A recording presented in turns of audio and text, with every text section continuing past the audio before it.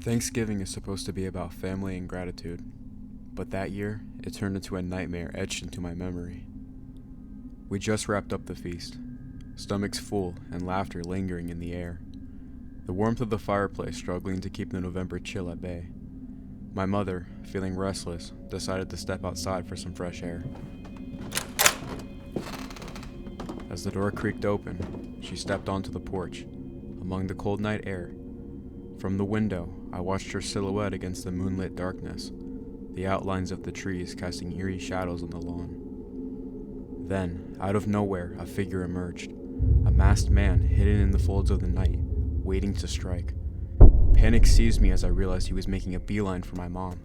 I shouted for everyone to come, but the words caught in my throat, a hoarse whisper in the stillness. By the time my family rushed to the door, it was too late. The masked man had my mom in his clutches, dragging her down the hillside. Her screams pierced the silent night, echoing the horror we all felt. It was like a scene from a nightmare, playing out in agonizing slow motion.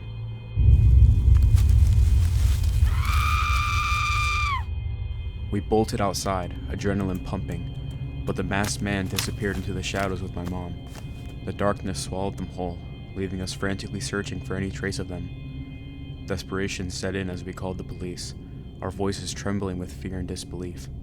But suddenly, just when hope was fading, my dad emerged from the dark tree line, a savior in the cold November night. He chased the masked man, catching up over the hillside, just in time to pry my mom from the attacker's grasp. After an intense struggle, the masked man fled into the woods, disappearing like a phantom into the night. The reunion was tearful and surreal. My mom was shaken but alive, held tightly by my dad as we waited for the police. The masked man vanished into the depths of the woods, leaving our family to grapple with the haunting echoes of that Thanksgiving night.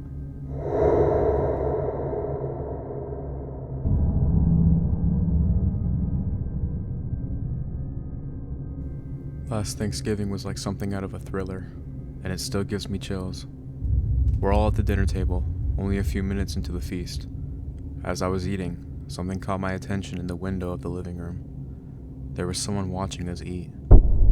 I caught a glimpse of him through the window, this shadowy figure just standing there, watching us. My stomach knotted up, thinking it might be a neighbor or some lost soul looking for help, but his intent gaze said otherwise. Without hesitating, I let my family know about the creepy spectator outside. We tried to keep it low-key, not wanting to ruin the holiday spirit with panic. As we continued with the turkey and mashed potatoes, I couldn't shake the feeling of being observed. Every clink of the silverware felt like it echoed in his sinister ears.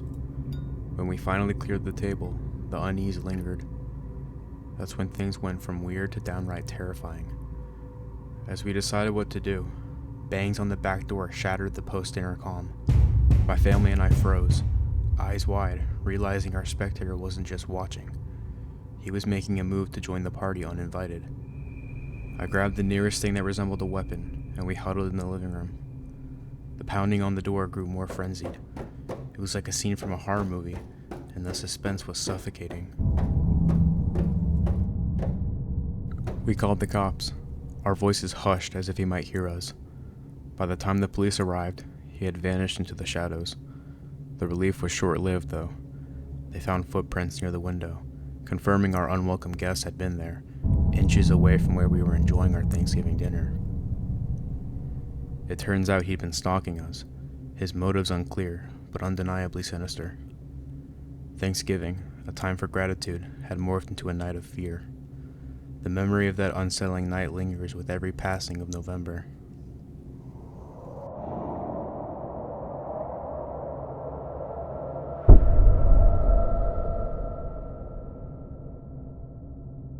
The night was silent, almost too still, as we indulged in turkey and laughter.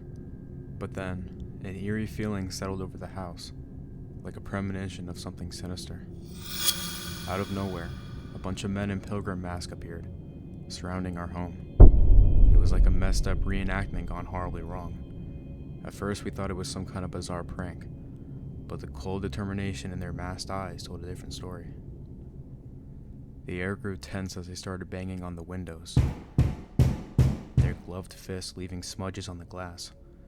Panic set in as we realized they were here to cause harm. The banging escalated to a deafening roar, and we could see the outlines of their twisted pilgrim masks press against the windows.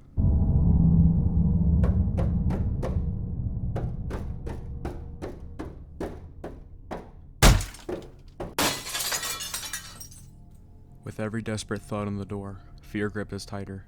It was like the house itself was under siege.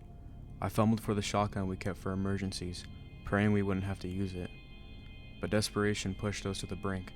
As the front door strained against their relentless assault, I fired a warning shot into the cold night through a broken window they shattered.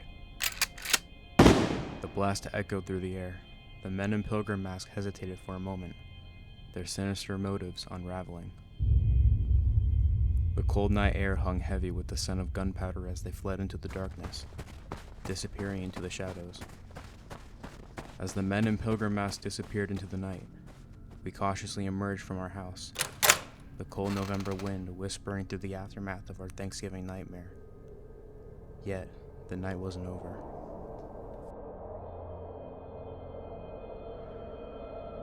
As we surveyed the damage, something caught my eye near the edge of the property.